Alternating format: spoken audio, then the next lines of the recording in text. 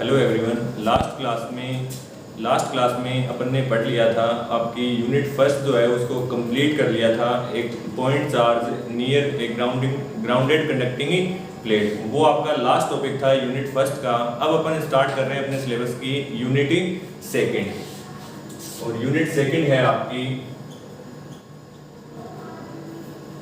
Electric field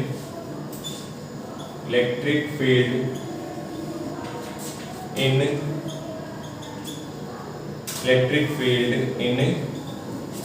matter. पदार्थ में विद्युत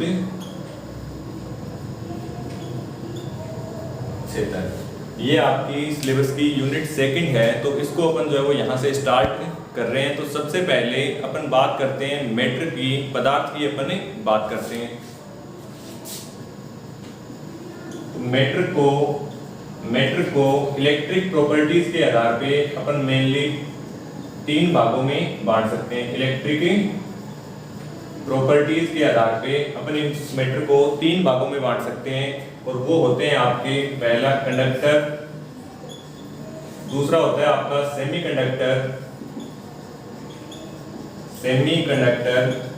और थर्ड आपका होता है इंसुलेटर। तो इनके बारे में आपने पहले अच्छे से पढ़ा है कि कंडक्टर क्या होते हैं, सेमीकंडक्टर क्या होते हैं, और इंसुलेटर आपके क्या होते हैं। अपना जो मेन फोकस रहेगा वो आपका रहेगा इंसुलेटर के ऊपर, क्योंकि इंसुलेटर जो होते हैं उनको अपन डाई इलेक्ट्रिक्स या फिर डाई इलेक्ट्रिक मीडियम भी अपन बोलते हैं। तो इसके ऊपर अपना जो है वो मेन क्या रहेगा, आपका फोकस रहेगा। इसको अपन डिटेल में पढ़ेंगे। किसी डाई इलेक्ट्रिक मटेरियल के अंदर जो आपका इलेक्ट्रिक फील्ड होता है वो किस तरीके से आपका वेरी करता है, उसके बारे में अपन अच्छे से इसको आगे सोल्व करेंगे। फिर भी अपन एक छोटा सा इंट्रोडक्शन जो है वो इनका ले लेते हैं। तो कंडक्टर जो होता है आपका, तो कंडक्टर के अंदर क्या पाए जाते हैं, आपके फ्री चार्जेस आपके पाए जाते हैं, जिसके कारण ये फ्री चार्जेस जो हैं वो आपके सर्किट के अंदर फ्लो होते हैं, और इसके कारण कंडक्टर के अंदर आपकी क्या होती है, इलेक्ट्रिक करंट जो है, विद्युत धारा जो है आपकी वो क्या होती है, फ्लो होती है। ठीक है, तो कंडक्टर के अंदर मेनली अपनी क्या होती है, फ्री कंडक्टर के अंदर अपनी इलेक्ट्रिक करंट जो आपकी फ्लो होती है। दूसरा, एक आपने थ्योरी पढ़ी होगी, एनर्जी बैंड थ्योरी। तो ये एनर्जी बैंड थ्योरी है। इस एनर्जी बैंड थ्योरी के आधार पर जो कंडक्टर की डेफिनेशन अपन बोल सकते हैं वो इस तरीके से बोल सकते हैं कि एक आपका कंडक्शन बैंड होता है, दूसरा आपका वैलेंस बैंड होता है। दोनों कंडक्टर के अंदर दोनों कंडक्शन बैंड और वैलेंस बैंड आपस में क्या करते हैं, ओवरलैप करते हैं, जिससे वैलेंस बैंड के मोस्टली जो चार्जेस हैं, या फिर कहें वैलेंस बैंड के मोस्टली जो इलेक्ट्रॉन है वो किस में पहुंच जाते हैं, कंडक्शन बैंड के अंदर पहुंच जाते हैं, जिसके कारण कंडक्टर में इजीली आपकी क्या हो जाती है, इलेक्ट्रिक करंट आपकी फ्लो हो जाती है। ठीक है, दूसरे आपके होते हैं सेमी कंडक्टर। वही इस एनर्जी बैंड थ्योरी के आधार पे यदि सेमी कंडक्टर को अपन डिफाइन करें, तो सेमी कंडक्टर में आपका जो कंडक्शन बैंड होता है और जो आपका वैलेंस बैंड होता है, इन दोनों के बीच का जो एनर्जी गैप होता है उसको बोलते हैं अपन फॉरबिडन एनर्जी गैप। इन दोनों के बीच का जो एनर्जी गैप है आपका, इसको बोलेंगे अपन फॉरबिडन एनर्जी गैप। तो ये जो आपका फॉरबिडन एनर्जी गैप होता है, ये सेमी कंडक्टर में, कंडक्टर के अंदर तो कितना था, कंडक्टर के अंदर तो जीरो आपका फॉरबिडन एनर्जी गैप पाया जाता है। क्यों? क्योंकि कंडक्शन बैंड और वैलेंस बैंड दोनों आपके क्या करते हैं, ओवरलैप करते हैं। सेमी कंडक्टर के अंदर कंडक्टर से थोड़ा ज्यादा आपका क्या पाया जाता है, फॉरबिडन एनर्जी गैप जो है वो पाया जाता है। ठीक है, तो सेमी कंडक्टर के अंदर कंडक्शन बैंड और वैलेंस बैंड के बीच में थोड़ा क्या पाया जाता है, फॉरबिडन एनर्जी गैप पाया जाता है। तो जिससे सारे वैलेंस बैंड के जो इलेक्ट्रॉन है, या कहें सारे जो वैलेंस बैंड के जो चार्जेस हैं आपके, वो किसमें नहीं पहुंच पाते, वो आपके कंडक्शन बैंड के अंदर नहीं पहुंच पाते। तो नॉर्मल टेम्परेचर के ऊपर कहें या फिर लो टेम्परेचर के ऊपर कहें, तो सेमीकंडक्टर में करंट फ्लो आपकी नहीं होती। बट थोड़ा सा यदि टेम्परेचर बढ़ाते हैं तो सेमीकंडक्टर के अंदर आपकी करंट क्या हो जाती है, फ्लो हो जाती है। फिर आपने इसमें पढ़ा होगा कि इम्प्योरिटी वगैरह मिला के अपन क्या कर लेते हैं, सेमीकंडक्टर को, जैसे एक्सट्रिंसिक सेमीकंडक्टर होते हैं तो उनमें अपन इम्प्योरिटी वगैरह मिला देते हैं, जिससे अपन क्या कर लेते हैं, नंबर ऑफ चार्जेस जो है आपके, नंबर ऑफ जो चार्जेस होते हैं उनके नंबर को अपन बढ़ा लेते हैं, जिससे सेमीकंडक्टर में इजीली आपकी क्या हो जाती है, करंट फ्लो हो जाती है। ठीक है, फिर उसके बाद में थर्ड आता है आपका इंसुलेटर। अब इस इंसुलेटर को देखो तो इंसुलेटर के बारे में जनरल डेफिनेशन आपने ये पढ़ी है कि इंसुलेटर में जो आपकी इलेक्ट्रिक करंट होती है, जो आपकी इलेक्ट्रिक करंट होती है वो फ्लो, इलेक्ट्रिक करंट फ्लो नहीं होती। इंसुलेटर में इलेक्ट्रिक करंट जो है वो फ्लो नहीं होती। अब इलेक्ट्रिक करंट फ्लो नहीं हो रही तो इसका मतलब इंसुलेटर के अंदर चार्जेस जो होते हैं आपके, इंसुलेटर के अंदर चार्जेस जो होते हैं आपके वो क्या होते हैं, बाउंडेड होते हैं। यानी इंसुलेटर में इलेक्ट्रिक करंट फ्लो नहीं हो रही, इसका मतलब इंसुलेटर के अंदर चार्जेस क्या होंगे, बाउंड आपके होंगे। कंडक्टर में और इंसुलेटर में मेन यदि अपन फर्क कहें तो मेन जो आपका डिफरेंस आता है वो ये आता है कि कंडक्टर के अंदर आपके फ्री चार्जेस पाए जाते हैं। और फ्री चार्जेस कैसे पाए जाते हैं, तो कंडक्टर के अंदर जो आपके एटम्स होते हैं उनमें वैलेंस बैंड के जो इलेक्ट्रॉन होते हैं वो न्यूक्लियस से बहुत अधिक क्या होते हैं, दूरी पे स्थित होते हैं। जैसे ये आपका कोई एटम है, यहाँ इसका न्यूक्लियस है, ये आपके ऑर्बिट्स होंगे, तो जो आपका कंडक्टर होता है उसमें वैलेंस बैंड जो होता है आपका, या फिर कहें वैलेंस ऑर्बिट जो होता है वो इस न्यूक्लियस से बहुत अधिक दूरी पे होता है, जिससे दूरी पे होने के कारण कंडक्टर के अंदर जो इलेक्ट्रॉन होते हैं वो थोड़े क्या होते हैं, लूजली बाउंडेड होते हैं। जबकि इंसुलेटर के अंदर ये दूर वाले जो इलेक्ट्रॉन है वो आपके न्यूक्लियस से क्या होते हैं, प्रॉपर कहें या फिर टाइटली क्या होते हैं, बाउंडेड होते हैं, जिससे वो उन ऑर्बिट्स को छोड़ के बाहर नहीं निकल सकते।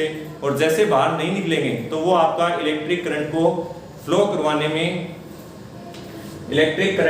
करवाने में कोई कंट्रीब्यूशन नहीं करते। तो यहाँ पर क्या कह सकते हैं कि इंसुलेटर में जो चार्जेस होते हैं वो क्या होते हैं, बाउंड होते हैं। और जो आपका कंडक्टर होता है उसमें जो चार्जेस होते हैं वो कैसे होते हैं, फ्री चार्ज आपके होते हैं। ठीक है, फिर उसके बाद में एक अपन ने नया वर्ड लिखा है और ये वर्ड अपना इस पूरी यूनिट में चलेगा और ये है आपका डाई इलेक्ट्रिक, हिंदी में इसको कहते हैं परावैद्युत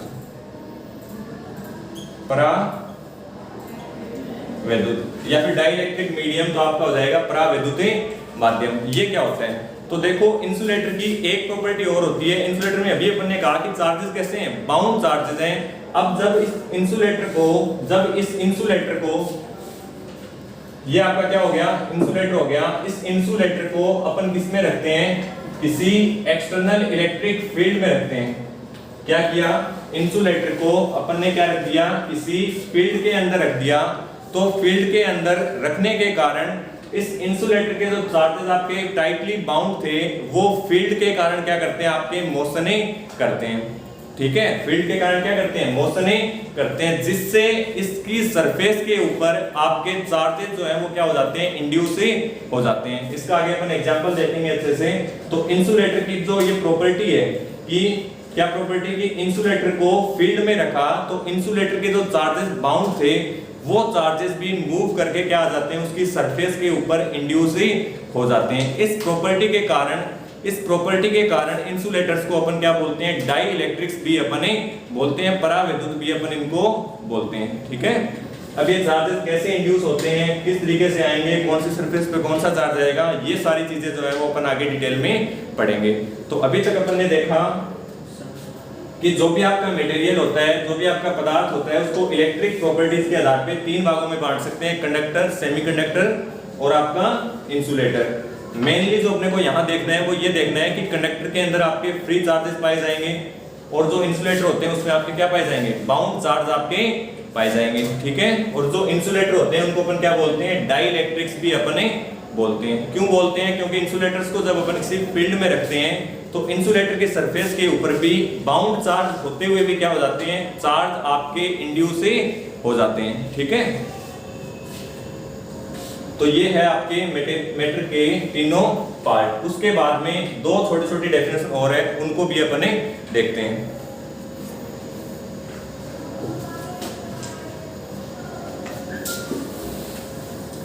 तो नेक्स्ट है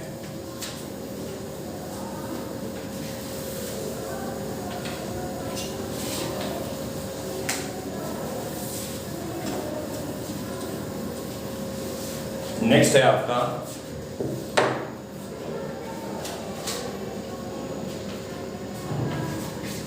polar and non polar, polar and non polar atoms, polar and non polar atoms. Hindi में कहें तो ध्रुवी तथा अध्रुवी परमाणु। ठीक है, इसमें सबसे पहले बात करते हैं अपन पोलर एटम्स की, पोलर एटम्स की। तो पोलर एटम समझने से पहले एक बार मैं वापस आपको याद कराना चाहूंगा, अपन ने पढ़ा था इलेक्ट्रिक डाइपोल, इलेक्ट्रिक डाइपोल, और फिर पढ़ा था अपन ने डाइपोल मोमेंट। ठीक है, तो इलेक्ट्रिक डाइपोल क्या होते हैं? जब आपके सेम मैग्नीट्यूड के दो चार्जेस, सेम मैग्नीट्यूड के दो चार्जेस और अपोजिट नेचर के, यानी एक पॉजिटिव तो दूसरा क्या नेगेटिव, किसी स्मॉल डिस्टेंस के ऊपर रखे हुए होते हैं, तो ये जो कॉन्फ़िगरेशन होता है आपका वो क्या कहलाता है? इलेक्ट्रिक डाइपोल कहलाते हैं। डाइपोल मोमेंट जो होता है वो एक तरीके से कह सकते हैं इलेक्ट्रिक डाइपोल की क्या होती है? स्ट्रेंथ आपकी होती है, यानी मैथमेटिकली इसको नापते हैं कि ये कितना होता है। तो इसको अपन लिखते हैं स्मॉल p से, और इसकी जो वैल्यू आती है वो आती है आपकी q मल्टीप्लाई में b। ये होता है आपका डाइपोल मोमेंट। अब पोलर एटम यदि अपन डिफाइन करें तो ऐसे एटम्स, पोलर एटम यदि अपन डिफाइन करें तो ऐसे एटम्स, इसको लिख सकते हैं अपन एटम्स which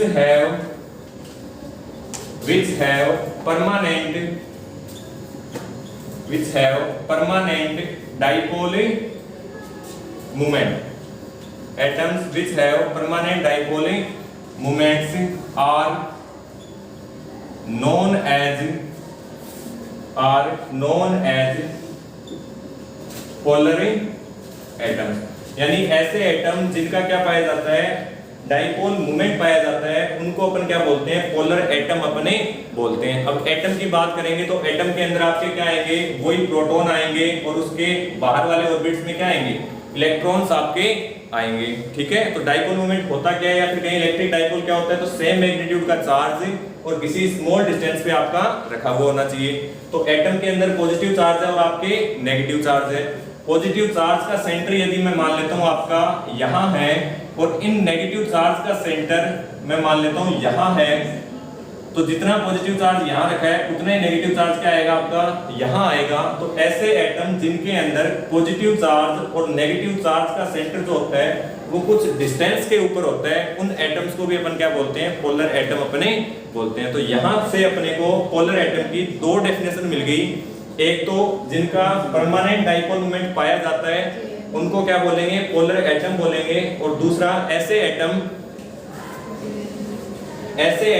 जिनमें पॉजिटिव चार्ज और नेगेटिव चार्ज का जो सेंटर होता है आपका वो कुछ डिस्टेंस के ऊपर होता है, ऐसे एटम्स को अपन क्या बोलते हैं? पोलर एटम अपने बोलते हैं। ठीक है, एग्जाम्पल लिखें तो आपका एक मॉलिक्यूल होता है HCl, तो ये आपका क्या हो जाएगा? इस पोलर एटम का कहें या फिर पोलर मॉलिक्यूल्स का क्या हो जाएगा? आपका एग्जाम्पल हो जाएगा। ठीक है, दो चीजें ध्यान रखनी है, परमानेंट डाइपोल मोमेंट होगा, दूसरा पॉजिटिव चार्ज और नेगेटिव चार्ज का सेंटर एक ही जगह ना होके क्या होता है? कुछ डिस्टेंस के ऊपर ही होता है। ठीक है, तो ऐसे क्या हो जाएंगे? पोलर एटम हो जाएंगे।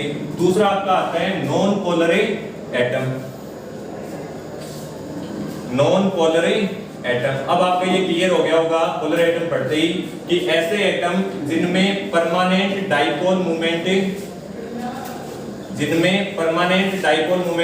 नहीं पाया जाता, और दूसरा आपका जिनमें पॉजिटिव चार्ज और नेगेटिव चार्ज दोनों का सेंटर आपका एक डिस्टेंस पे ना होके क्या होता है? एक ही जगह पे होता है। अब एक ही जगह पे हो गया तो वहां डाइपोल मोमेंट नहीं होगा, तो ऐसे एटम्स को या ऐसे मॉलिक्यूल्स को अपन क्या बोल देते हैं? नॉन पोलर एटम या नॉन पोलर मॉलिक्यूल कह देते हैं। ठीक है, तो इसको यदि एक साथ लिखें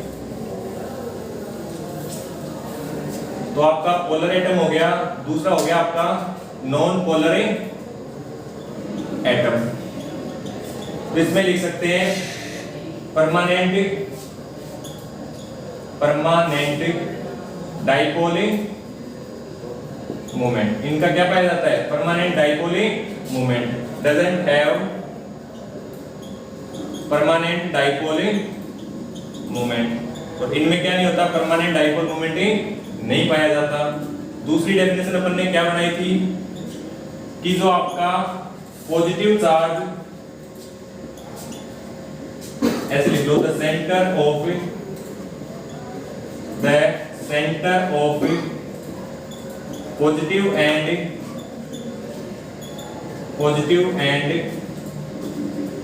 नेगेटिव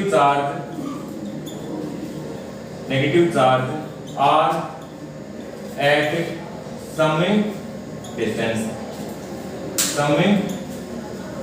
डिस्टेंस, यानी एटम के अंदर जिनमें पॉजिटिव चार्ज का सेंटर और जो नेगेटिव चार्ज है उनका सेंटर क्या हो, एक ही जगह ना हो के कुछ डिस्टेंस पे होते हैं, वो कौन से हो जाएंगे? पोलर आपके हो जाएंगे। और जिनका centre of positive and negative charge is at same point, इनमें इनका सेंटर क्या होता है? सेम पॉइंट के ऊपर आपका होता है, तो वो कौन से हो जाएंगे? नॉन पोलर एटम आपके हो जाएंगे। ठीक है, एग्जांपल लिखना चाहें तो एग्जांपल इसका CO2 HCl लिख सकते हैं। इसमें एग्जांपल लिखना चाहें तो H2O2, ये मॉलिक्यूल आपके वो किसके एग्जांपल होते हैं? नॉन पोलर मॉलिक्यूल्स के एग्जांपल होते हैं। HCl CO2 ये जो होते हैं आपके, वो क्या होते हैं? पोलर एटम के क्या होते हैं? एग्जाम्पल होते हैं। तो अब यहाँ तक अपन ने छोटी छोटी डेफिनेशंस देखी है, कौन कौन सी?